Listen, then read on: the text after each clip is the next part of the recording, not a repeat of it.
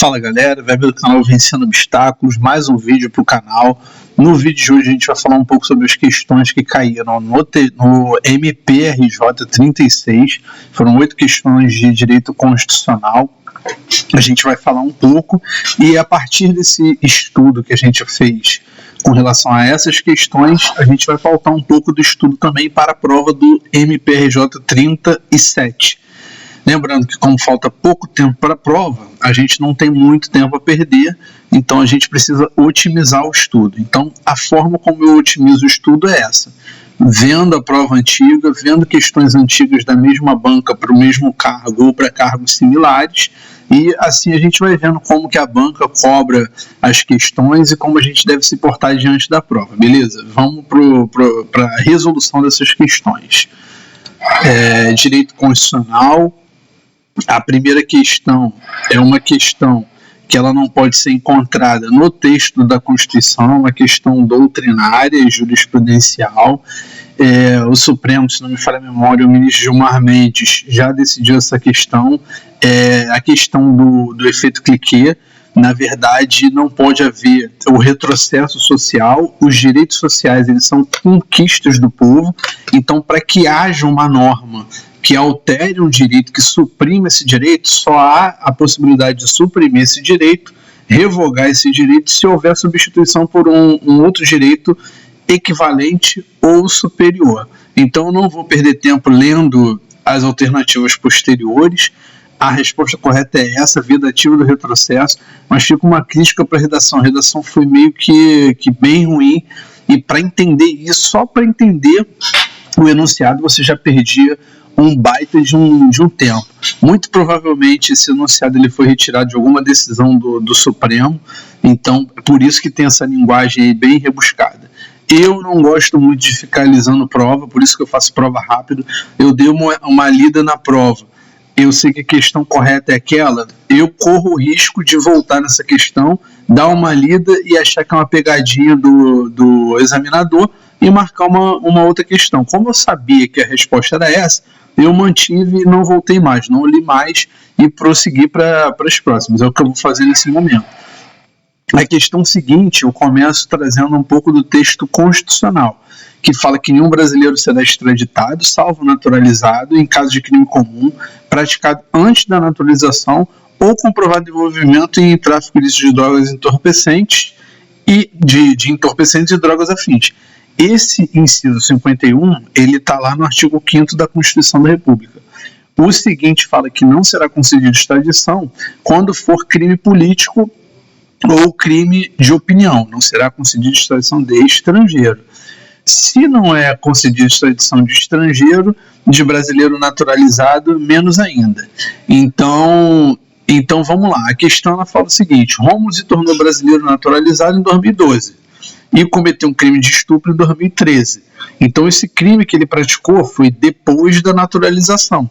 Então não caberia a extradição de Rômulo. Remo é cidadão chileno e foi condenado no ano de 2015 no Chile por crime político.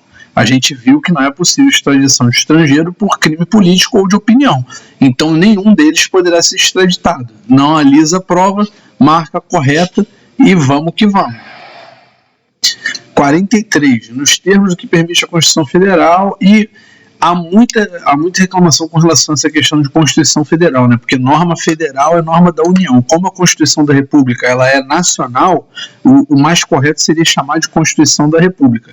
E carta também não. Teve um julgamento do STF, ministro Sepúlveda Pertence, que falou que é Carta da República. Esse termo, tecnicamente, não está correto, porque carta é para a Constituição outorgada e não promulgada como é a nossa. Prosseguindo, ele fala que, considerando o entendimento da STF, os CPIs têm poderes constitucionais para determinar. Aí não tem jeito. Aí, para saber os poderes da CPI, a gente pode entrar lá no STF e dar um Ctrl F. Tem um link que fala a Constituição e o Supremo, e há várias decisões do Supremo sobre diversos aspectos da Constituição. É bem legal. Ele fala, por exemplo, quando fala do Poder Legislativo, há muitas decisões do Supremo, então vale a pena dar um Ctrl F e entrar lá. Então, aqui sobra para a gente essa, quebra de registros telefônicos pretéritos. Eu coloquei ao lado das alternativas incorretas, o porquê de elas serem incorretas. Quando é cláusula de reserva de jurisdição, não cabe a CPI quebrar. Ela tem poder próprio das autoridades judiciais, mas se for cláusula de reserva de jurisdição, não cabe CPI fazer, beleza? Então, nesse caso específico aí, é a quebra de registros telefônicos pretéritos. Prosseguindo na questão, tem essa hipótese que o MP ajuizou uma ADI perante o TJ em face de uma lei municipal, controle concentrado em regra de lei municipal não pode ocorrer. Chega ao Supremo por meio de ADPF ou por intermédio de um recurso extraordinário. Mas para que isso aconteça, há necessidade de que a norma impugnada ela seja uma norma de reprodução obrigatória na Constituição Estadual. Então, nesse caso específico, eu juntei aí esse RE 650.898, que fala justamente isso. Ele pode exercer o controle abstrato de constitucionalidade de leis municipais, utilizando como parâmetro norma da Constituição Federal, por ser norma de reprodução obrigatória pelos estados. No caso, subsídio do prefeito tanto pelo 39, parágrafo 4º, sempre faço essa confusão do 37, parágrafo 4º com 39, parágrafo 4º. O 37, 4º trata dos atos de improbidade administrativa, e o 39, como trata dos servidores, é o 39, 4º, que fala do subsídio. Além desse 39, 4º, o 29, ele esmiuça o subsídio lá do prefeito e do vice-prefeito. Então, isso é de reprodução obrigatória na Constituição do Estado. Além disso, tem essa reclamação aí, 46898, que trata um pouco sobre o subsídio dos prefeitos. Prosseguindo, aí é uma questão de Tribunal de Contas. Tribunal de Contas é fiscalização contábil, orçamentária, financeira, patrimonial, operacional, e está lá no artigo 70 da Constituição da República. Então, é uma questão de contrato administrativo, tem que ter um cuidado absurdo. Eu acabei não colacionando aí o inciso 9º, que fala que, em caso de ilegalidade, o tribunal dará ciência ao órgão ou à entidade para que tome a providência cabível. Se não tomar a providência cabível, é o inciso 10, sustar-se não atendida a execução do ato impugnado, comunicando a decisão à Câmara dos Deputados e ao Senado Federal. Por quê? Porque aí é uma questão de invasão de atribuição de outro poder. O TCU geralmente ele está lá observando que algum contrato, tanto do Poder Judiciário como do Poder Executivo, ele está violando uma norma, há uma ilegalidade. Então, isso daí é meio que brusco. Ele pegar lá no ato de algum outro poder, ele pegar e falar, olha, estou sustentando os efeitos desse ato aí porque há ilegalidade, eu te dei um prazo, te deferi um prazo, você não fez, então eu estou fazendo. Ele comunica porque, como a Câmara e o Senado, eles são, na verdade, o poder legislativo da União, e eles têm que tomar ciência desse ato do TCU para tomar as providências cabíveis, para não haver uma invasão de competência de outro poder. Mas pode ocorrer, na verdade, a fiscalização com ato do Poder Judiciário, por exemplo. A gente vai ver lá que no artigo 71, inciso 4º, o TCU pode, por iniciativa própria da Câmara dos Deputados, do Senado, de comissão técnica ou de inquérito, inspeção e auditoria de natureza contábil, financeira, orçamentária, operacional e patrimonial nas unidades administrativas dos três poderes. Então, não é só do Poder Executivo, é dos três poderes, inclusive do Poder Legislativo. Então, é importante saber isso. Então, beleza, seguindo na questão. A questão correta foi essa: determinar a administração que anule o contrato sob pena de comunicação com o Congresso Nacional, que tomará as medidas cabíveis. Por quê? Porque aí não é ato Aí é contrato. Aí tem que ver o parágrafo primeiro. O parágrafo primeiro fala que, no caso de contrato, o ato de sustação será adotado diretamente pelo Congresso. Será pelo Congresso que solicitará de imediato o Poder Executivo as medidas cabíveis. Aí é aquele lance de freio e contrapeso. Não tem jeito. Há coisas que o Congresso tem que fazer com relação aos outros poderes e que isso é regra do jogo. Não tem jeito. Tem que ser feito dessa forma porque quem faz esse tipo de controle é realmente o Congresso Nacional, e o Congresso Nacional, como função típica, ele legisla. Como função atípica, ele também fiscaliza os outros poderes, ele também julga e ele também administra. Então ele tem as funções típicas dele, de poder legislativo, função típica, legislar e também fiscalizar. São funções típicas do poder legislativo. As atípicas são dos outros poderes. Então, vamos continuar aí. Vamos para a seguinte. Hércules é empresário, diretor da empresa privada Deltóide de Engenharia, que está sendo acusado de cometer atos de improbidade contra o patrimônio de Atenas, entidade privada que recebe incentivo fiscal do poder público. Então, que vem à mente logo quando a gente lê isso. Os atos de improbidade, esse parágrafo 5º que está aí do artigo, se não me falha a memória, o primeiro. Os atos de improbidade violam a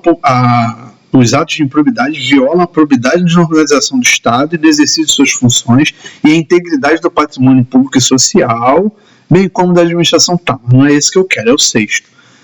Estão sujeitos às sanções desta lei os atos de improbidade praticados contra o patrimônio da entidade privada, é o caso de Atenas, que receba subvenção, benefício ou incentivo.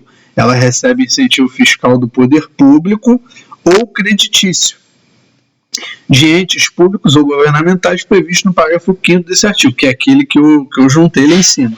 Então, os efeitos da lei de improbidade administrativa também se aplicam nesse caso de empresa privada que recebe incentivo fiscal do poder público. Isis é secretária executiva de Deltóide, está sendo acusada de ter induzido a prática da improbidade na celebração do convênio que teria gerado danos aos cofres da Atenas, aquela entidade que recebe incentivo fiscal do poder público. E, por fim, Labão, agente político responsável pela intermediação do convênio, teria contribuído com os prejuízos por conduta omissiva na sua execução. E aí a pergunta é, nessa situação hipotética, considerando o disposto na Lei de Improbidade Administrativa, na LIA 8429, com a alteração trazida pela 14230, é correto afirmar que a lei de improbidade se aplica a Deltóide. Se aplica a Deltóide por quê? Porque ela fez um contrato com essa empresa que recebe incentivo e esse contrato que ela fez com a Atenas causou um ato de improbidade administrativa. É por isso que se aplica também a Deltóide. Mas Hércules não responderá pelo mesmo ato de improbidade. Mas se ele tiver praticado dolosamente, ele responde. Aqui, na verdade, a questão está dizendo que a empresa está sendo acusada. Ele não está sendo acusado. Mas a secretária executiva, ela está sendo acusada de ter induzido a prática de ato. Então, se houver dolo, não há mais responsabilidade por culpa na lei de improbidade administrativa. Dali para frente. Porque se for dali para trás, se o ato tiver sido praticado, aí o Supremo possui entendimento no sentido de que o regime anterior se aplica. Isso daí é muito interessante, mas não vou explorar agora. Vou explorar quando for falar sobre improbidade administrativa. Aqui, Hércules não responderá pelo mesmo ato, salvo se houve a comprovada participação em benefícios diretos, caso que responderá no limite da sua participação, enquanto Isis e Labão ficarão sujeitos às penas da lei se agiram dolosamente. Perfeito, se agiram dolosamente, não é responsabilidade culposa, eles vão ficar sujeitos às penas da lei, e foi reduzido bastante o campo de incidência dessa lei, que antigamente poderia ser aplicada multa. A medida cautelar de indisponibilidade poderia ser para assegurar tanto o ressarcimento dos bens como para as demais sanções, e agora não está mais assim. Então, assim, para resolver essa questão é só saber isso. Vai se aplicar Deltóide? Vai se aplicar Deltóide. Por que se aplica Deltóide? Se aplica Deltóide porque esse ato de improbidade praticado causou danos ao patrimônio da Atenas. E essa Atenas, ela recebe um incentivo fiscal do poder público. Se ela recebe, faz incidir aquele parágrafo 6º lá do artigo 1º ou 2º, agora não lembro muito bem de cabeça, e aí por esse motivo se aplica a deltóide. Se o Hércules tiver concorrido para a prática do ato de forma dolosa, ele responde. Como a questão não falou que ele concorreu de forma dolosa, ele não vai responder. Agora, os outros dois, se ficar comprovado que os outros dois dolosamente agiram ou se omitiram para ocorrer o dano e o ato de improbidade administrativa, aí os dois respondem. Essa questão aí está correta, é a letra A. Eu não falei as anteriores, porque as anteriores é questão de ir riscando.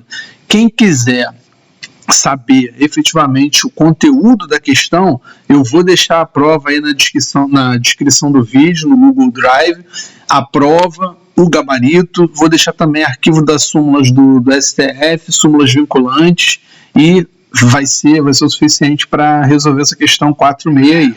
Na 4.7, a respeito das ações constitucionais, toda pessoa física ou jurídica pode ajuizar habeas data.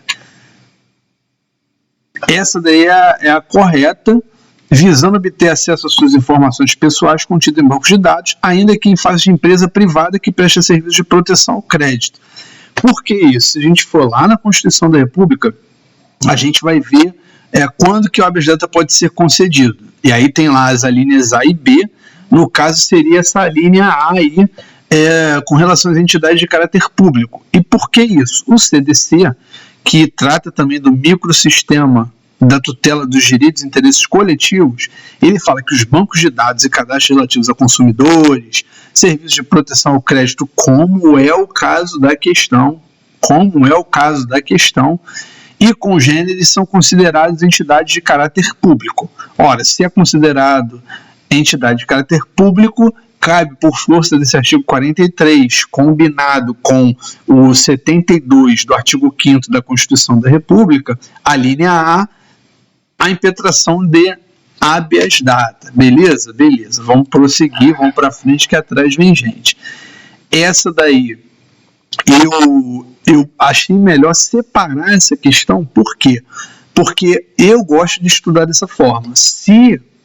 Eu resolvendo a questão lá, eu li a questão e eu sabia qual era a correta, eu marquei sem pestanejar qual era a correta, porque eu sabia o enunciado da súmula que estava sendo pedida.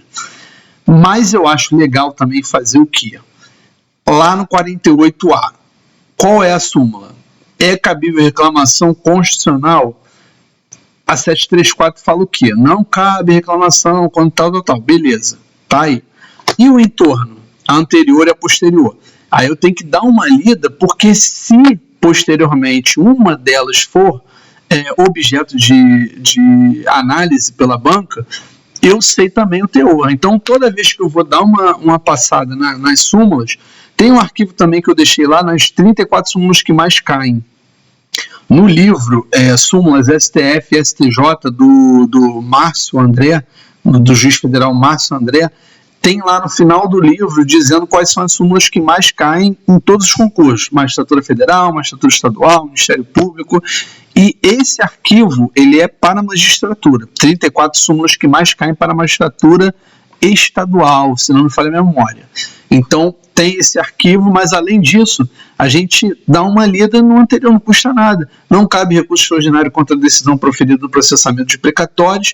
E por quê? Porque não há conteúdo judicial. Na verdade, é uma questão administrativa.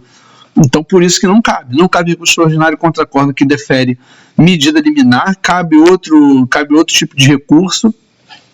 É claro que, assim, eu não vou ficar batendo muito nisso, porque, na verdade, como é letra da súmula, a questão exigiu letra da súmula, a gente tem que se ater ao conteúdo da súmula. Então, cabe recurso extraordinário contra acordo que defere medida liminar? Não cabe. Eu só preciso saber isso para fazer esse tipo de questão. Então, não vou ficar adentrando muito se cabe ou não cabe.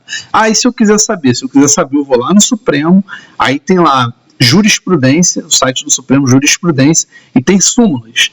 E aí vai digitar lá 735, são as súmulas finais essa. Súmula 736, 735 são as súmulas finais, depois o Supremo passou a editar súmulas vinculantes. E aí, como a súmula vinculante tem muito mais força do que essa simples súmula, ele parou de digitar súmula que não tenha efeito vinculante. Então, 735, entra lá, vai ser as finais, não precisa digitar, se forem as outras, aí precisa digitar, senão vai perder muito tempo procurando, mas coloca lá e aí vai ver os julgados que levaram àquela conclusão. Vendo os julgados, vai saber os fundamentos da edição da súmula, beleza? Vamos prosseguir que tem a letra B. A letra B, ela fala que não viola a Constituição de fixação de vencimento por meio de convenção coletiva. Então, ó, não pode ser objeto de convenção coletiva. É o que fala o 679. E o entorno? O entorno está falando, são inconstitucionais os incisos 1º e 3º da lei do artigo 7º, da lei 8162, que afasta o prefeito de ano N, licença prêmio. Eu acho muito difícil disso cair na prova, mas como está no entorno, a gente dá uma lida. Esse daqui, o direito ao auxílio alimentação no sistema de servidores inativos, esse daí eu acho inclusive que já foi objeto de prova, já caiu em prova, então vale a pena saber. Vamos prosseguir. É cabível ação direta de constitucionalidade derivada da sua competência legislativa municipal. Aí eu já falei lá em cima, um pouco sobre isso, né? Controle de constitucionalidade, né? Não cabe ação direta de inconstitucionalidade de lei do DF derivada de sua competência legislativa municipal, porque não pode chegar via controle abstrato, ele pode chegar por meio da DPF e pode chegar também pelo recurso extraordinário, conhecimento do Supremo, mas por ação direta de inconstitucionalidade não. E aí a gente tem que dar uma olhada no texto constitucional, não tem jeito. Cadê? Constituição compilado, artigo 102, compete direto de constitucionalidade, ação direta de inconstitucionalidade de lei ou ato normativo federal ou estadual, e declaratórios de constitucionalidade de lei ou ato normativo federal. Aqui não tem lá falando sobre direito, lei ou ato normativo federal, estadual ou municipal, por isso que não pode chegar lá. Então vamos para frente que atrás vem gente, vamos continuar nessa brincadeira. Para recorrer, um dos litisconsortes haja sucumbido. Essa daí me faz ter uma reflexão, porque não se conta em dobro o prazo para recorrer quando um só dos litisconsortes haja sucumbido. Antigamente a gente tinha um processo físico, e aí para que um dos litisconsortes recorresse, haveria necessidade de ele retirar o processo do cartório. Como que o outro iria recorrer se o outro litisconsorte está com processo, você tirou o processo de cartório? Os dois teriam que ter vista, e aí realmente seria algo muito complicado. Por isso que se um só sucumbiu, o interesse recursal é daquele que sucumbiu. Daquele outro que não sucumbiu, ele não teria interesse recursal. Agora, a indagação que me surgiu foi a seguinte: e em se tratando de processo eletrônico, se não me falha a memória, na data da edição dessa súmula não havia processo eletrônico.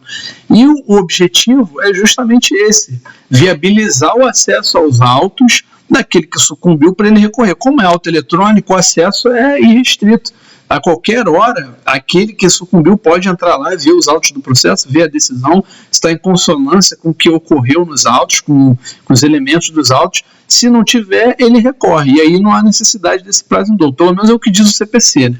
Eu confesso que eu desconheço decisão do Supremo que tenha tratado de forma diferente do que eu estou falando, mas indo para a prova, eu vou com isso na cabeça. O prazo em dobro não se aplica em processo eletrônico. É uma questão que está na minha cabeça, tanto da lei 11.419, como do próprio CPC, que é depois dessa lei, a lei de 2006, e ela tem um dispositivo específico tratando sobre isso. Prazo em dobro de processo eletrônico, não rola.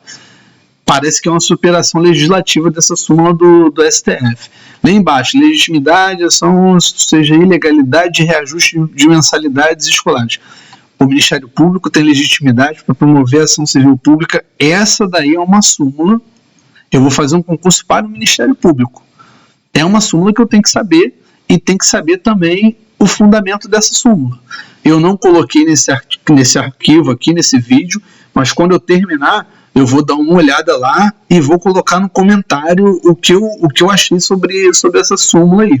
Porque é o seguinte: o Ministério Público tem legitimidade para promover ação civil pública cujo fundamento seja ilegalidade de reajuste de mensalidades escolares. E aí, qual é esse direito? Esse direito é um direito coletivo? Esse direito é um direito difuso? Ou é um direito ou interesse individual homogêneo? A gente viu lá em tutela coletiva que, em se tratando de direito individual homogêneo, em regra, o Ministério Público não tem legitimidade para propor medida que vise a proteger esse direito ou interesse.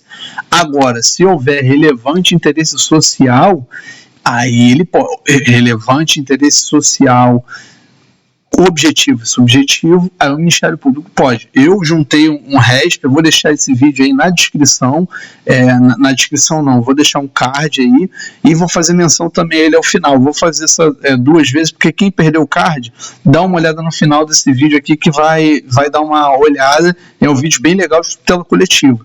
Eu fiz diferente desse aqui. Aqui eu tratei de todas as questões de direito constitucional. Lá não, lá eu fiz um aparato geral para fazer um específico, porque como é lei, é muito chato se eu ficar falando 1 hora, 2 horas. Então, eu já comecei lá da Lei de Saneamento Básico, vou fazer um resumo da Lei de Saneamento Básico e depois eu vou fazer um resumo com cada uma dessas normas. Vou tentar fazer isso até o MPRJ 37. Se não der, fica para a preparação do 38 e fica aí como resumo no canal, beleza? Vamos continuar, que tem a letra D ainda e também tem a letra E. A essa eu acertei. Foi justamente essa que eu acertei, porque eu tinha esse conteúdo na cabeça. A competência constitucional do Tribunal do Júri prevalece sobre o foro por prerrogativa de função estabelecido exclusivamente pela Constituição Estadual. E aí tem o entorno. 309 do CTB, decorre de fato perigo de dano, derrogou 32 da Lei de Contravenções Penais tocantes de direção sem habilitação em vias terrestres. Aí cabe dar uma olhada depois, porque é questão de direito penal, eu sou muito fraco em direito penal, eu preciso saber efetivamente do que se trata, mas para resolver a questão que pede enunciado de súmula, eu tenho que saber o enunciado de súmula. Não tem jeito, é isso que eu preciso saber. E aí ele pode falar que abrogou, de repente dá uma zoada com o candidato, né? Derrogar é difícil de abrogar, né? A abrogação ela é total, a derrogação é parcial, então ele pode só inverter lá o conceito para tentar dar uma pernada. E aí pode falar também que é um caso, é um crime de perigo concreto. Então lá fala, reclama, decorra do fato, perigo de dano. Então, se tiver que ocorrer perigo de dano, não é o dano. Perigo de dano é um crime abstrato. Então, ocorrendo ou não, machucando alguém, ocorrendo dano ou não, então já está configurado lá o perigo de dano. É um crime, na verdade, não abstrato, um crime não é material, é um crime formal. É um crime que não exige resultado naturalístico para que ocorra a incidência da norma, a subsunção do fato à norma. Então, 720, 721, 722, competência legislativa da União, definição de crime, estabelecimento de normas de processo e julgamento. Essa é importante no caso de competência. Geralmente tem uma questão perguntando lá se o município pode tratar de crime de responsabilidade do prefeito, se pode tratar de direito penal, se o Estado pode fazer isso. Como é competência privativa da União, eles não podem. Então essa súmula é importante por esse motivo. Vamos para a letra E. Não pode o magistrado deixar de encaminhar ao Supremo agravo de instrumento da decisão que não admite, salvo em causa instaurada no âmbito. Não, ainda que instaurada no âmbito do JEF. JEF, Justiça Federal, Juizado Especial Civil e Juizado Especial Criminal. Não, ainda que seja esse tipo de causa, não pode o magistrado deixar de remeter. A aposentadoria, tempo de serviço, fora de sala de aula. E essa aqui eu acho que seria mais o teor mesmo. Interposição de recurso extraordinário do TSE, quando for o caso, a partir da publicação na própria... Aqui não tem jeito, aqui é só o enunciado da súmula mesmo, não tem muito o que lucubrar. Eu coloquei o anterior e o posterior.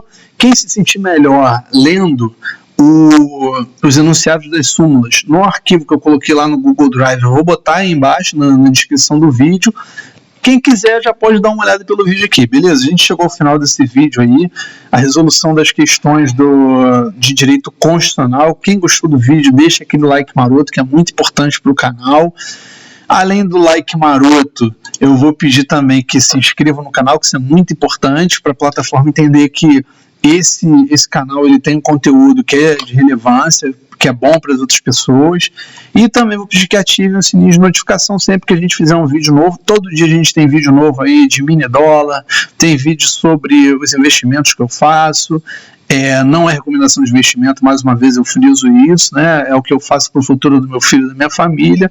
Continuo estudando outras ações. Eu tinha uma ação em carteira, mas como eu tive que sair de uma corretora para outra, eu vendi, não consegui acompanhar o preço, ela deu uma esticada, eu perdi, não vou pagar o que estão pedindo, vou pagar um pouco mais baixo que isso. Quando chegar no meu preço, eu pago e entro nela, que é a Companhia de Eletricidade de Brasília. Tem um yield bom.